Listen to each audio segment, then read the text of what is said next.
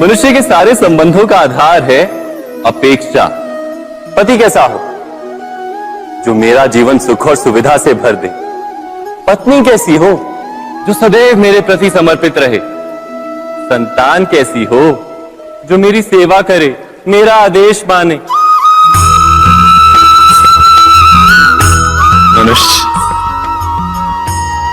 मनुष्य उसी को प्रेम भी कर पाता है जो उसकी अपेक्षा पूर्ण करता है, और अपेक्षा की तो नियति है भंग होना। कैसे? क्योंकि अपेक्षा मनुष्य के मस्तिष्क में जन्म लेती है। कोई अन्य व्यक्ति उसकी अपेक्षाओं के बारे में जान ही नहीं पाता। पूर्ण करने की प्रामाणिक इच्छा हो तब भी कोई मनुष्य किसी की अपेक्षाओं को पूर्ण नहीं कर पाता, और वहां से जन्म लेता है संघर्ष। सारे संबंध संघर्ष में परिवर्तित हो जाते। पर मनुष्य अपेक्षा को संबंध का आधार ना बनाए और स्वीकार करे केवल संबंध का आधार, तो क्या ये जीवन स्वयमेव सुख और शांति से नहीं भर जाएगा? स्वयं विचार कीजिएगा।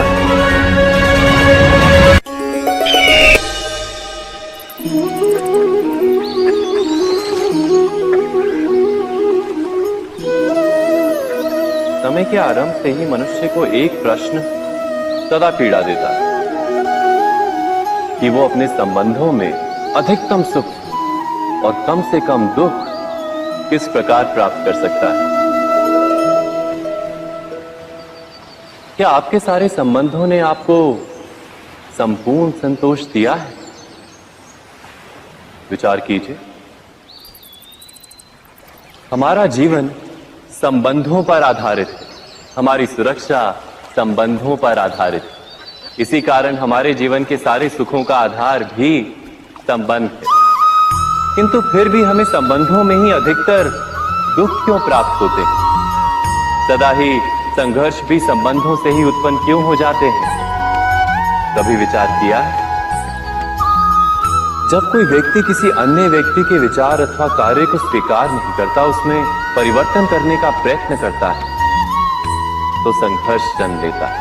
अर्थात जितना अधिक अस्वीकार उतना ही अधिक संघर्ष, और जितना अधिक स्वीकार उतना ही अधिक सुख। क्या ये वास्तविकता नहीं? यदि मनुष्य स्वयं अपनी अपेक्षाओं पर अंकुश रखे, अपने विचारों को परखे, किसी अन्य व्यक्ति में परिवर्तन करने का प्रयत्न ना कर स्वयं अपने भीतर परिवर्तन करने का प्रयास करे, तो क्या संबंधों में संतोष प्राप्त करना इतना कठिन? अर्थात क्या स्वीकार ही संबंध का वास्तविक अर्थ नहीं? स्वयं विचार कीजिए।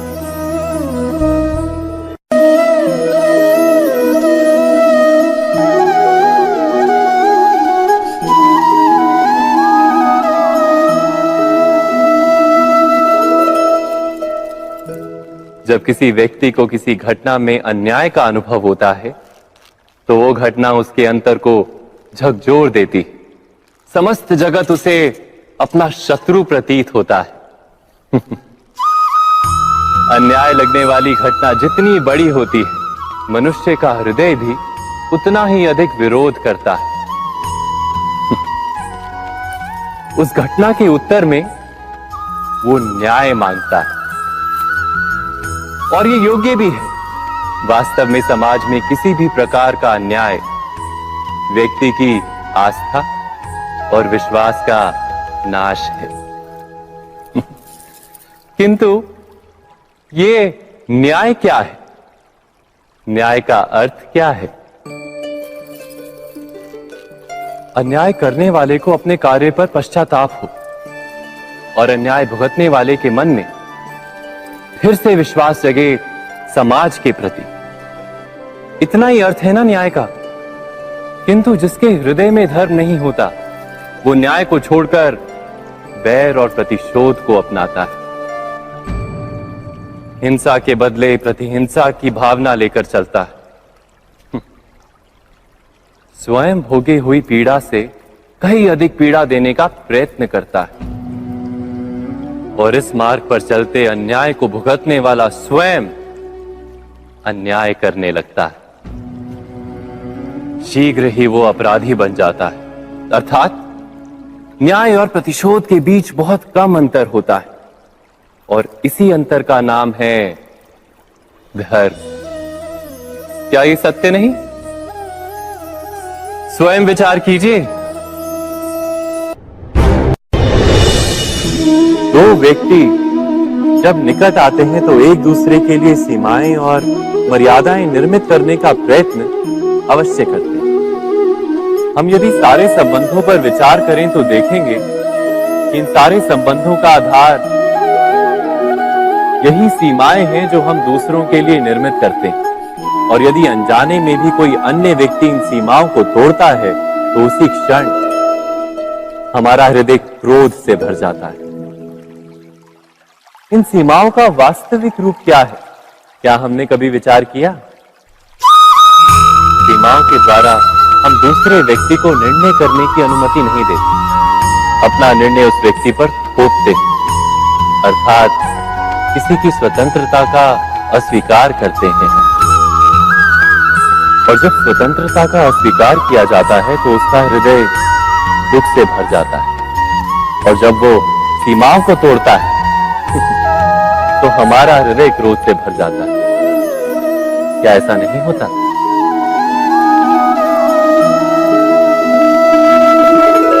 पर यदि एक दूसरे की स्वतंत्रता का सम्मान किया जाए तो किसी मर्यादाओं या सीमाओं की आवश्यकता ही नहीं होती। अर्थात जिस प्रकार स्वीकार किसी संबंध का देह है, क्या वैसे ही स्वतंत्रता किसी संबंध की आत्मा नहीं? स्वयं विचार कीजिए।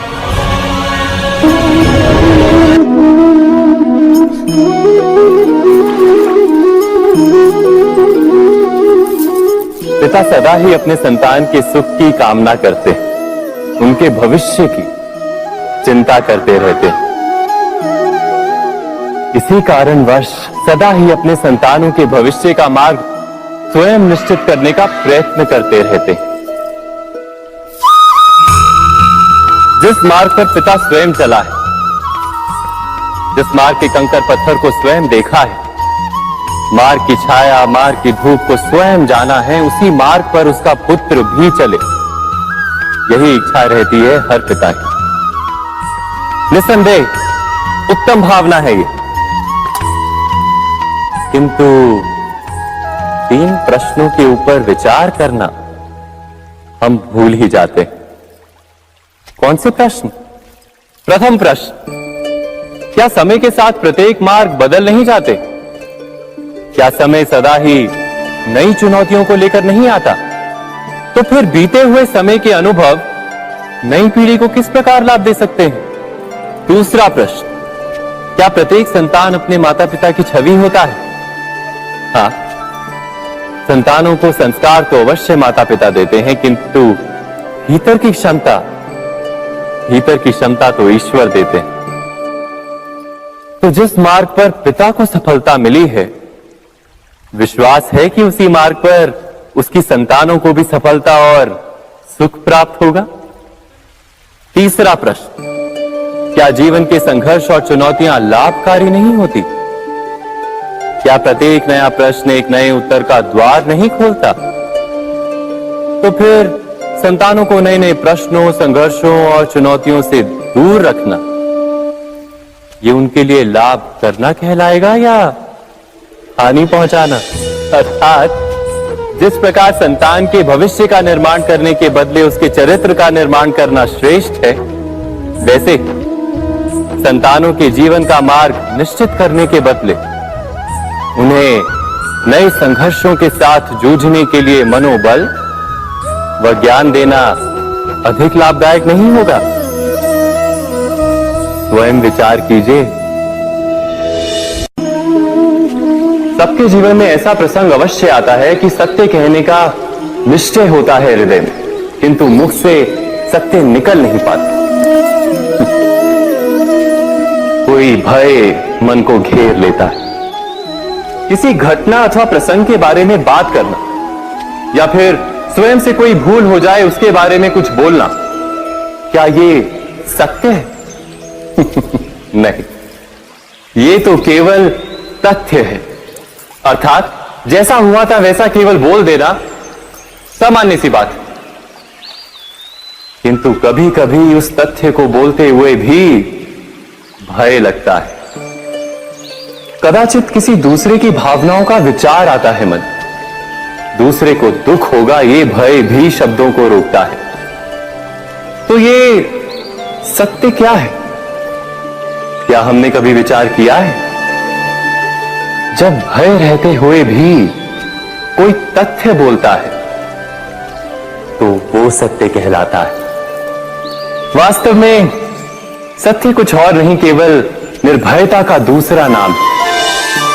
और निर्भय होने का कोई समय नहीं होता, क्योंकि निर्भयता आत्मा का स्वभाव है। अर्थात क्या प्रत्येक क्षण सत्य बोलने का क्षण नहीं होता?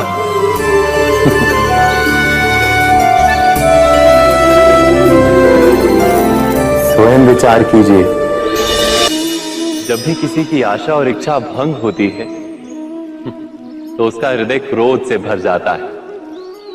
जिस व्यक्ति को वो अपना अपराधी समझता है उसे दंड देने का प्रयत्न करता है। पर क्या हमारी इच्छा या आशा का भंग होना क्या सदा ही किसी का अपराध होता है? इच्छाओं के अपूर्ण रहने के तो कई कारण हो सकते हैं। कुछ तो संजोग के कारण अधूरी रह जाती हैं और कुछ नियति के कारण। और कभी कभी इच्छाओं का स्वरूप ही ऐसा होता है कि वो पूर्ण नहीं हो पाती। बिना परिस्थिति पर विचार किए किसी को अपराधी मान लेना न्याय नहीं, प्रतिशोध है। न्याय का आधार तो दया है, करुणा है, और प्रतिशोध का आधार क्रोध, अहंकार। अर्थात हृदय में करुणा धारण किए बिना किसी के अपराध के विषय में विचार करना, किसी को दंड देना, क्या अपने आप में ही अन्याय नहीं? स्वयं विचार कीजिए।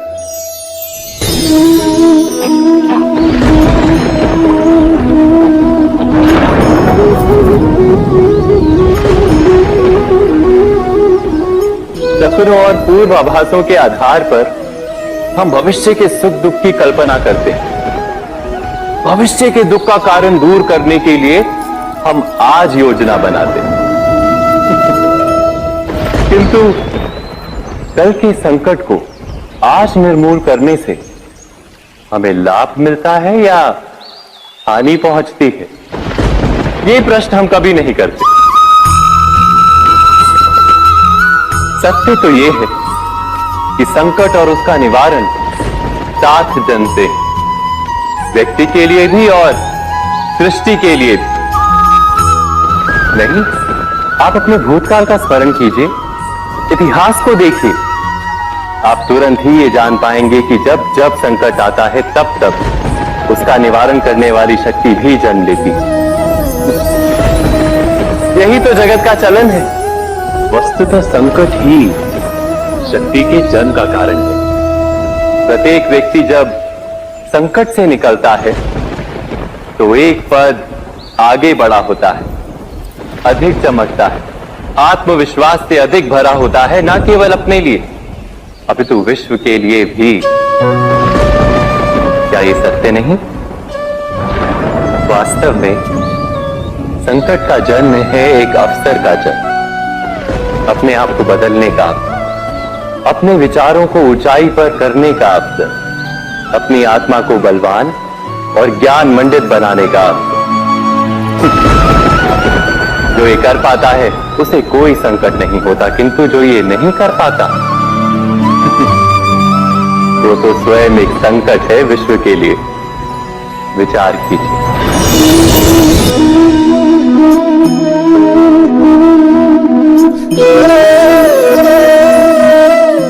परंपरा में धर्म बसता है और परंपराएं ही धर्म को संभालने का कार्य करती हैं, ये सत्य है। पर क्या केवल परंपरा ही धर्म है? विचार कीजिए। सत्य तो यह है कि जिस प्रकार पाषाण में शिल्प होता है, उसी प्रकार परंपरा में धर्म होता है। इस पत्थर में शिल्प है, ये पत्थर शिल्प नहीं। शिल्प को उजागर करने के लिए उसे तोड़ना पड़ता है, अनावश्यक भागों को दूर करना पड़ता है। ठीक उसी प्रकार परंपराओं में धर्म ढूंढना पड़ता है। जिस प्रकार इंद्र पूजा की परंपरा को तोड़कर गोवर्धन पूजा का धर्म ना ढूंढा जाता, तो यादवों को उनकी मुक्ति का मार्ग नहीं मिल पाता। अर्थात परंपरा को पूर्णता छोड़ देने वाला धर्म से वंचित रह जाता है, और परंपरा का अंध अनुकरण करने वाला भी धर्म को प्राप्त नहीं कर पाता। कहते हैं हंस के पास नीर क्षीर विवेक होता है। दूध में मिले पानी को छोड़कर केवल दूध ही ग्रहण करता है। तो क्या सच्चा धर्म प्राप्त करने के लिए हृदय में ज्ञान से जन्मा विवेक आवश्यक है?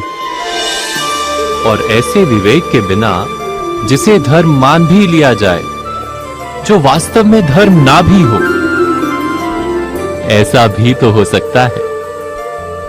स्वयं विचार कीजिएगा।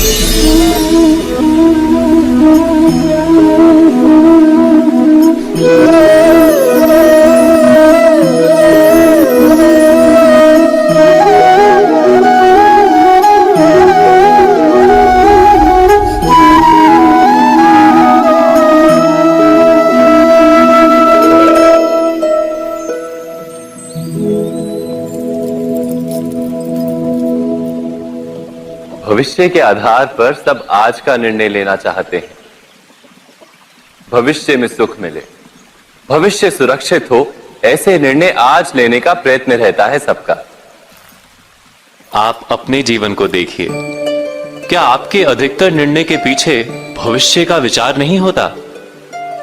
और हो भी क्यों ना। अपने जीवन को सरल और सुखमय बनाने का प्रयत्न करने का अधिकार सबका है।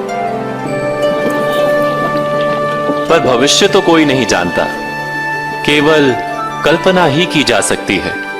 तो जीवन के सारे महत्वपूर्ण निर्णय कल्पनाओं के आधार पर ही करते हैं हम। क्या निर्णय करने का कोई तीसरा मार्ग हो सकता है? विचार कीजिए। सारे सुखों का आधार धर्म है, और वो धर्म मनुष्य के हृदय में बसता है।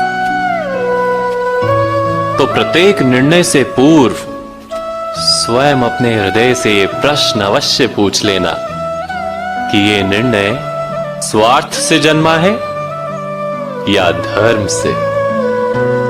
क्या इतना पर्याप्त नहीं? भविष्य के बदले धर्म का विचार करने से क्या भविष्य अधिक सुखपूर्ण नहीं होगा? स्वयं विचार कीजिए। व्यक्ति को जब उसके अपराध का दंड मिलता है, तब कभी कभी उस न्याय को देखकर मन कचोटता है। प्रश्न उठता है हृदय में कि जब वो अपराध हुआ था, तब व्यक्ति भिन्न था। उसके पश्चात उसने इतने पश्चाताप किए, स्वयं में इतना परिवर्तन किया, फिर उसे दंड क्यों मिले? पर जहां आघात होता है, वहां प्रत्याघात भी होता है। जैसा कर्म वैसा फल। यदि किसी को प्रेम दोगे तो सुख प्राप्त होगा, यदि किसी की हत्या करोगे तो मृत्यु दंड मिलेगा। जैसा कार्य वैसा ही न्याय। तो फिर प्रायश्चित और पश्चाताप का कोई मूल्य नहीं है? अवश्य है मूल्य। प्रायश्चित और पश्चाताप मनुष्य की आत्मा को बलवान करता है। आने वाले दंड को स्वीकार करने के लिए मनुष्य को तैयार करता है। अर्थात बिना प्रायश्चित के दंड स्वीकार करने का कोई मूल्य है? स्वयं विचार कीजिए।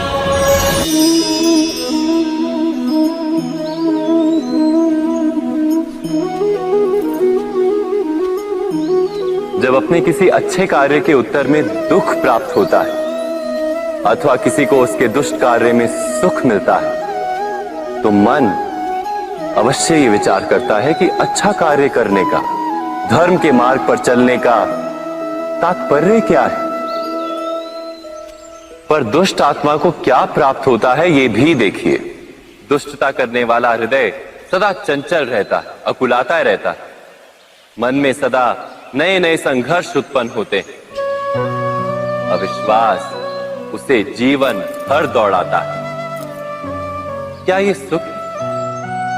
जबकि धर्म पे चलने वाले, अच्छा कार्य करने वाले, सच्चरित्र व्यक्ति का हृदय शांत रहता है। परिस्थितियां उसके जीवन के सुख में बाधा नहीं बनती। समाज में सम्मान और मन में संतोष रहता है सदा। अर्थात अच्छा बर्ताव भविष्य में किसी सुख का मार्ग नहीं। अच्छा बर्ताव स्वयं सुख अथवा बुरा बर्ताव भविष्य में किसी दुख का मार्ग नहीं। अधर्म उसी क्षण दुख उत्पन्न करता है। धर्म से सुख नहीं, धर्म स्वयं।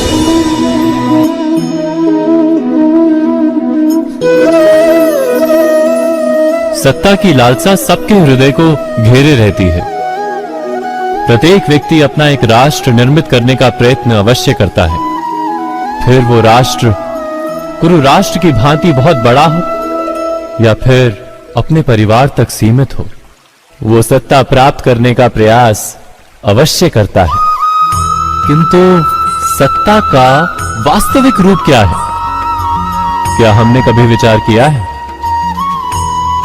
एक मनुष्य जितने अधिक लोगों के जीवन को प्रभावित कर सके, जितने अधिक लोगों के जीवन की स्वतंत्रता पर अंकुश रख सके, उतनी ही अधिक सत्ता का अनुभव करता है वो। सत्ता का वास्तविक रूप ही है अन्य के जीवन पर स्वयं का प्रभाव। किंतु क्या वास्तविक प्रभाव प्रेम, दया, करुणा और धर्म से निर्मित नहीं होता? जब भी मनुष्य कठोरता और अधर्म से सत्ता प्राप्त करने का प्रयत्न करता है, तब वो दूसरों के हृदय में विरोध अथवा विद्रोह को जन्म देता है। और परिणाम कुछ इस प्रकार। हां, कुछ समय के लिए वो स्वयं को प्रभावी और शक्तिशाली अवश्य पाता है, किंतु वो वास्तविक सत्ता नहीं। यही कारण है कि भृगु और वशिष्ठ जैसे ऋषियों की आज भी पूजा की जाती है, रावण और हिरण्यकशिपु की नहीं। इस पर तो आप विचार अवश्य करें। सत्य कहा ना?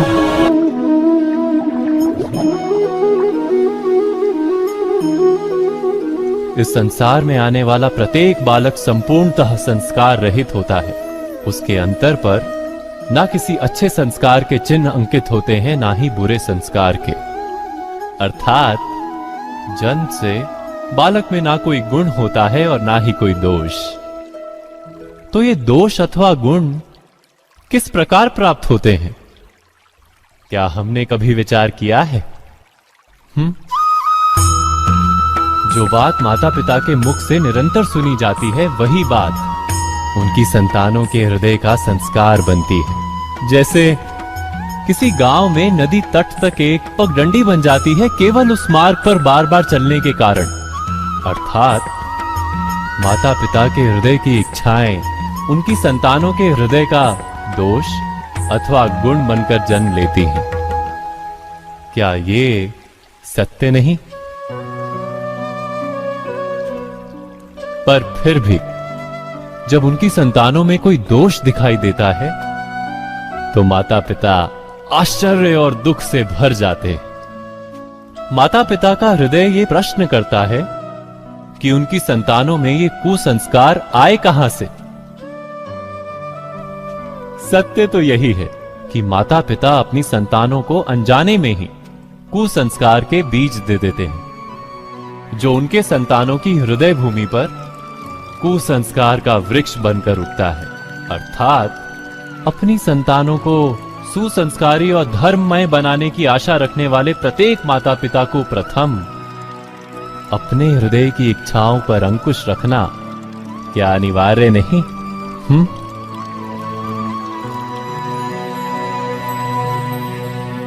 प्रत्येक माता पिता इस पर विचार अवश्य कीजिएगा।